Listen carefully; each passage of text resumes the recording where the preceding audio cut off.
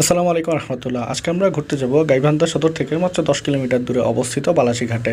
বালাসীঘাটে যাওয়ার জন্য গাইবান্ধা সদরের বাস স্ট্যান্ড থেকে একটি অটোযোগেই মাত্র 20 মিনিটে পৌঁছে যাওয়া যায়।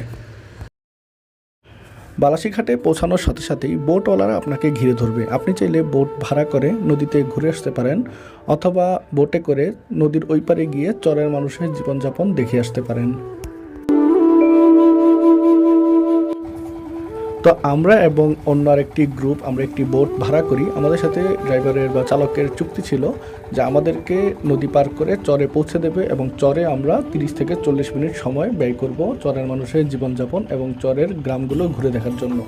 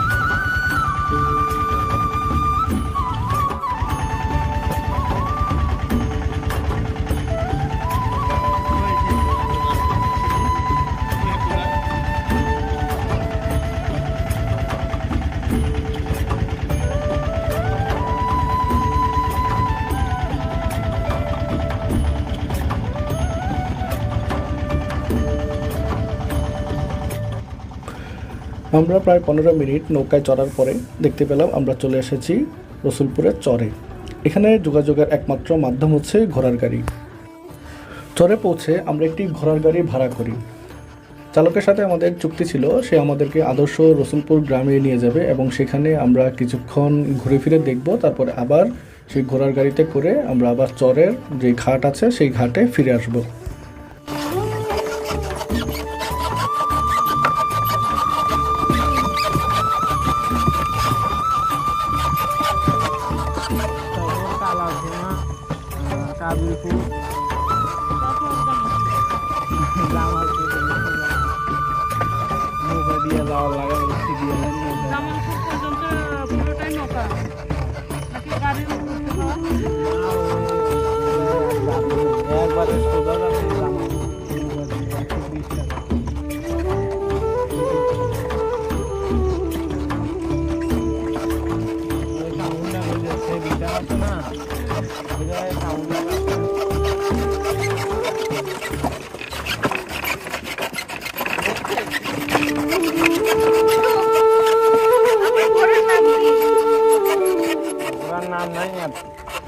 ঘোড়ার নাম ঘোড়া।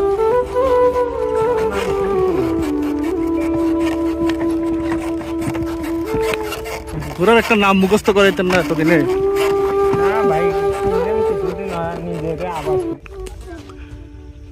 নৌকা থেকে নামার পর এভাবে ঘোড়ার গাড়িতে করে আমরা একটা চরের গ্রামে চলে আসছি। এই গ্রামটার নাম হচ্ছে রসুলপুর গ্রাম। দেখি আমরা গ্রামের ভিতরে একটু ঘুরে টুরে দেখি যে কি আছে এখানে। সংগ্রামী এই চরের মানুষের জীবন। এখানে প্রধান উপার্জনের মাধ্যম হচ্ছে ভুট্টা চাষ করা। যতদূর চোখ যায় এখানে অনেকগুলো ভুট্টা খেতে আমার চোখে পড়লো। আর এই যে এই পাশটাতেই আছে একদম নদীর কোল ঘেঁষা রসুলপুর গ্রাম। খুব সম্ভবত 40 থেকে 40টা ঘর হবে। এই 40 থেকে 35টা এই ঘরগুলো নিয়ে রসুলপুর গ্রামটি গড়ে ওঠা।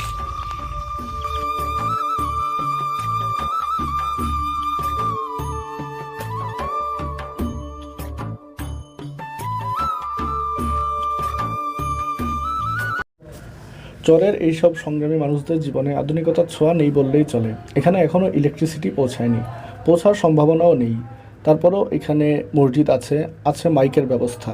নিয়মিত এখানে মাইকে আজান দেয় এবং নিয়মিত এখানে মসজিদে নামাজ আদায় করে এখানকার মুসল্লিরা।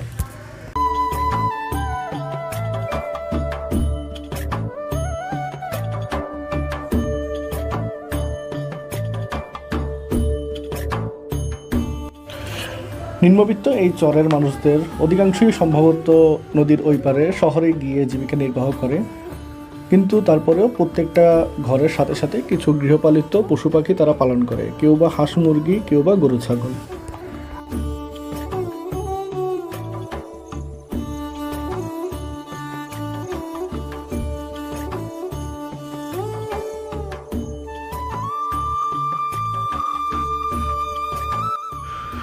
এই চরের অধিকাংশ ঘরবাড়ি ছনের তৈরি। এটা আমাদের কাছে বিলাসিতা বা শৌখিনের জিনিস হলেও এটা তাদের জন্য খুবই কষ্টসাধ্য ব্যাপার। বৃষ্টির সময় এই ছনের ঘরগুলোর কী অবস্থা হয় তা আপনারা নিশ্চয়ই অনুমান করতে পারছেন। রসুলপুর গ্রামটি ঘুরে দেখার পর আমরা আবার সেই ঘোড়ার গাড়িতে করে ঘাটের উদ্দেশ্যে রওনা দিলাম।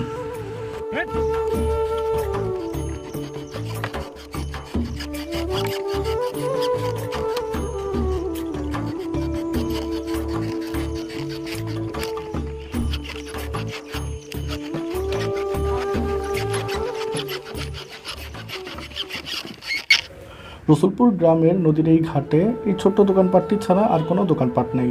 চরে ঘুরতে আসা পর্যটকেরা এই ছোট্ট দোকানটি থেকেই চা, পিঠা, চিপস, চকলেট ইত্যাদি কিনে নিচ্ছে। চরে রসুলপুর গ্রামে ঘুরে ফিরে আবার আমরা নদীঘাটে চলে আসলাম এবং আমরা আমাদের সেই যে নৌকাটি করে আমরা এখানে আসছিলাম সেই নৌকাটি দিয়েই আমরা আবার বালাসীঘাটের উদ্দেশ্যে রওনা দিলাম। চর থেকে বালাসীঘাট নৌকা করে যেতে 10 থেকে 15 মিনিটের দূরত্ব।